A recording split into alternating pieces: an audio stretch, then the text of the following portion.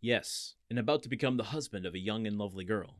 Yes. Now, could anyone have had any interest in preventing the accomplishment of these two things? But let us first settle the question as to it being the interest of anyone to hinder you of being made the captain of the Pharaon. What say you? I cannot believe such was the case. I was generally liked on board, and had the sailors possessed the right of selecting a captain themselves, I feel convinced their choice would have fallen on me. There was only one person among the crew who had any feeling of ill will towards me. I had quarreled with him some time previously, and had even challenged him to fight me, but he refused. Now we are getting on. And what was this man's name? Danglars. What rank did he hold on board? He was supercargo. And had you been captain, should you have retained him in his employment? Not if the choice had remained with me, for I had frequently observed inaccuracies in his accounts. Good again. Now then, tell me, was any person present during your last conversation with Captain Leclerc? No, we were quite alone. Could your conversation have been overheard by anyone? It might, for the cabin door was open, and, stay, now I recollect, Danglars himself passed by just as Captain Leclerc was giving me the packet for the Grand Marshal. Okay, I didn't mention this yesterday, and I should have, but Faria, using his brain powers, his supervillain mentalism tricks to help Dante figure shit out.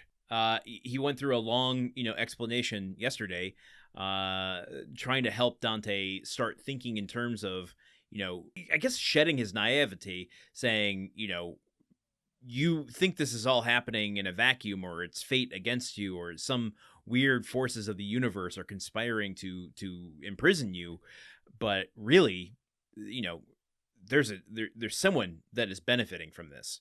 Who could that be? And he's slowly walking Dante through, like, let's think this through. It's not that hard, dude. Like, who would benefit if you weren't captain of the Pharaon? On some level, it's like, oh, Dante, you're so sweet. You're so naive and ignorant. But on the other hand, it is like, it starts to feel a little cathartic. Like, aha. Okay, with naivety gone, we're replacing it with knowledge. We're replacing it with a new way of thinking, and we're replacing it with a target. Language that I don't feel super comfortable with, but I do think, as Dante had stated in one of the previous pages, please, I would rather direct all of this toward a man, or man, he said it generally speaking, I'd rather direct it toward man than toward heaven. So he is looking for someone. He is looking for a outlet for whatever these complex emotions he's feeling are. And this is the power of community. This is the power of sharing ideas. I mean, hell, in the context of the story, this is all one scene. This is one day since Faria burst through the floor in Dante's cell. Dante and Faria have also gone back through the tunnel to Faria's cell, looked at all of his implements, and is figuring out Dante's stuff. This is like, Dante would have taken years, if ever, to come to the conclusions that he's coming to in a matter of hours with Faria. And this is how civilizations get built. That's an overstatement, but I think you get my meaning. Like, this is the power of communication and sharing ideas and collectivism. I don't know that I'm, as a performer here, doing this any favors or justice in trying to convey the mental transformation that Dante is going through here, but it's pretty significant. I think, especially when he speaks the word Danglars for the first time and recognizing him as a conspirator, someone who has acted against him. I don't know that he's put that together yet, but the fact that he has arrived at that name can't be overstated. I mean, the importance of that, and in terms of his psychology and transformation. So I hope I'm doing okay, Jump. I don't know that I am. But I want to take 1 second here, as I said yesterday, and thank you, class, for reminding me to bring this back up today. That Dumas, as I've been very interested in how the style of writers and what they're employing in terms of imbuing the reader's imagination, what they're supplying, what they're asking readers to bring with them or supply with them with their imagination. I stumbled over that sentence terribly, but and I want to do a quick comparison because this thought of mine was prompted by reading more Arthur C. Clarke. And I previously mentioned I read 2001. I'm currently about to finish 2010. And it struck me that I don't remember Clarke being so far into the book. I don't remember Clarke ever like explicitly laying out the architecture, the environment, the blueprints of the ship that all of the characters are inhabiting.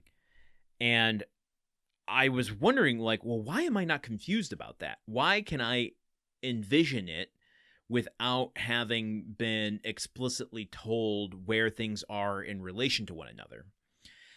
And I started thinking about that story, and I started thinking about it in relation to the Count of Monte Cristo, where I feel like environment, especially this prison, is much more laid out. And I noticed, this is the sort of stupid homework I give myself, but I noticed two things, and I'm sure there's more than these two examples, but between the two stories, they're arriving at the same thing, which is giving the readers enough of what they need to activate their imagination and orient themselves within the story contextually so that they can, move forward telling whatever narrative they need to. Clarke achieves this through function. You understand where the characters are through what they're doing. He is saying, open the pod bay doors, Hal. You understand that they're in the pod bay area. I don't know where the control panel is in relation to the pods. I don't know any of that, but my imagination can create the room based on what the characters are functionally doing or interacting with within the room. And my brain fills in the rest, and we don't get bogged down in detail. Dumas and the Count of Monte Cristo is doing something completely different, but achieving the same result. And if we look at the cells, particularly Dantès, he's coming at it not from function, but from emotion. So if Clarke is developing form being, the architecture of the rooms, through function, Dumas is doing it through emotion. So and meaning to the characters. So like, I don't know what exactly the cell looks like outside of some, important necessary details, the dirt floors and the large stones and stuff, the bars on the windows. But I know what every aspect of that jail cell means to Dante emotionally and symbolically. And through that, which has a dual effect. One, it puts me in the headspace of Dante and allows me to relate to him more, but it also activates my imagination to fill in the gaps of, if this is what this means to this character, this is what that would mean to me. And by pulling on my emotions of what I would feel like if I was imprisoned, I'm able to paint the jail cell of how I would feel, like my worst nightmare of being imprisoned. What would that look like? That is what's activating my imagination in that moment. So it's given me another lens to kind of appreciate how Dumas is writing things and how he's activating different levels of engagement with readers. If you haven't stopped listening, thank you for letting me go on that tangent. These are the things I find interesting. As someone who writes as a hobby myself, I am very interested in how the mechanics of these things work. And, when do you ever stop to go, well, interesting, how does my imagination get activated with a story? You just, that without questioning it, that's where that magical feeling comes in, of books being able to transport you to different places or experiences. But there is like things happening on a mechanical level to actually make that happen. I don't blame you if you don't think in those terms. Sometimes it is just fun to have that magical look at things. That's how I feel about music. I don't understand how music works, even a little bit. It's a very magical art form to me, and I want to preserve that, so I have actively stayed away from trying to understand music theory and function and all that stuff. Just how does one person stringing an aluminum string over here that's plugged into that electrical thing, and then another person strumming a different string over here and goes into that electrical thing, and the output of those two electrical things somehow makes a different thing altogether. I don't understand it. It's alchemy. It's complete magic. So I get it if you don't want this level of deep dive into the mechanics of how literature functions. Anyway, let's keep going. This has been a longer episode. Let's keep going to tomorrow. I will promise to keep it a little bit shorter then.